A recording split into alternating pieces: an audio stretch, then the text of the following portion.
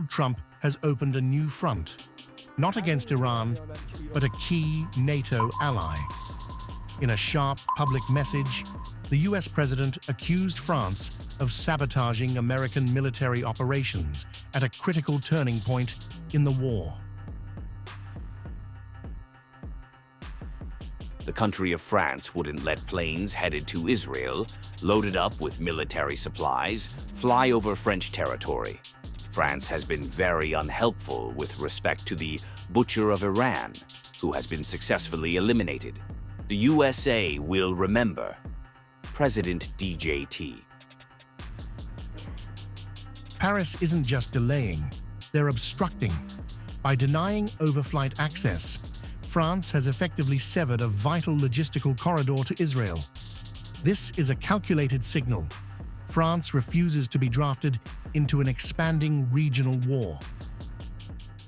A lot has been shown to the world about what our allies would be willing to do for the United States of America when we undertake an effort of this scope on behalf of the free world. These are missiles that don't even range the United States of America. They range allies and others, and yet when we ask for additional assistance or simple access basing overflight, we get questions or roadblocks or hesitations. And the president's pointing out, you don't have much of an alliance if you have countries that are not willing to stand with you when you need them. He's simply pointing that out, and ultimately it'll be his decision of what that looks like after this is complete. But the pressure on Emmanuel Macron isn't just coming from Washington. The streets of Paris are turning volatile. Thousands are marching, demanding a total halt to support and accusing the government of complicity. We say that France was complicit in the genocide. It did not speak out against the genocide in Gaza. Granted, France has taken certain steps. It recognized the state of Palestine and carried out airstrikes on Gaza.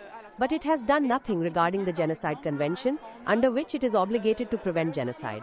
It is one of the signatory states, and that is what we are asking of France, specifically, to enforce the arrest warrant issued by the International Criminal Court for war crimes against Netanyahu, and to ensure it is carried out, rather than allowing Prime Minister Netanyahu to pass through France. It must honor its obligations.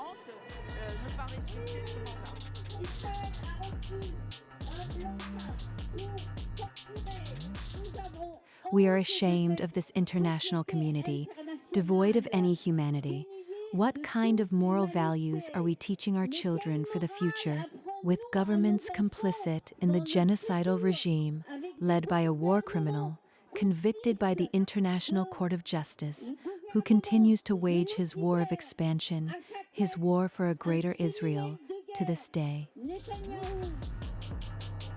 Despite the heat, Macron is doubling down. He is calling for a moratorium on attacks and a return to the negotiating table, a direct challenge to the US military posture. This escalation is reckless. I was able to speak with President Trump yesterday, and overnight, he himself called for a halt to all these bombings and attacks on civilian infrastructure, on gas, oil, but also water facilities. And I want to say here that we support the idea of a moratorium on attacks against civilian infrastructure and civilians in this conflict, as well as a rapid de-escalation. And as the region enters a period of religious celebration, I believe that tempers should cool and the fighting should stop, at least for a few days, to try to give negotiations another chance. This is no longer a diplomatic spat. It's a structural failure. While Washington pushes for military alignment, Europe, led by France, is pulling away. Caught between a hawkish US and a furious domestic public, Macron is holding a line that may ultimately break the Western alliance.